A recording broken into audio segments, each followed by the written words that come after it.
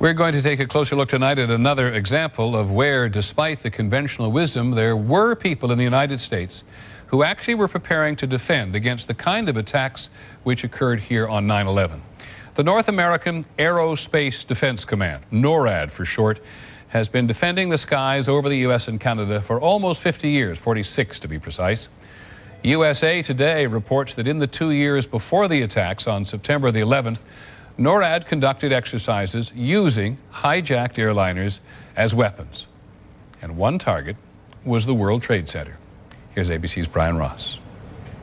President Bush has said again and again that no one could have imagined what Osama bin Laden ordered for September 11th. We knew he hated us, but there was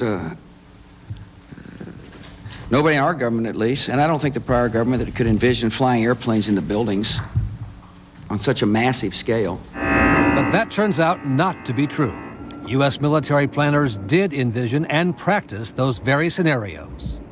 As reported by USA Today, the North American Aerospace Defense Command, NORAD, conducted exercises with fighter jets, simulating hijacked planes flown into the World Trade Center in the 2 years before the attacks. There are a lot of good people throughout the bureaucracy that were worried, were thinking about it, were trying to think outside the box. Pentagon planners also envisioned the attack on the Pentagon 5 months before it happened. According to this April 2001 Pentagon email, Air Force officials wanted a war game, having a terrorist group hijack a commercial airline and fly it into the Pentagon.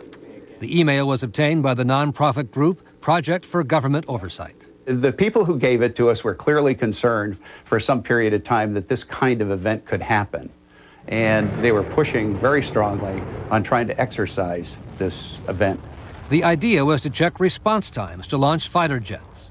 But according to the Pentagon email, the plan was ultimately rejected by senior Pentagon officials as too unrealistic. It certainly does not reflect as well on the policymakers that may have been saying that there was no conceived way that anybody could be thinking of this.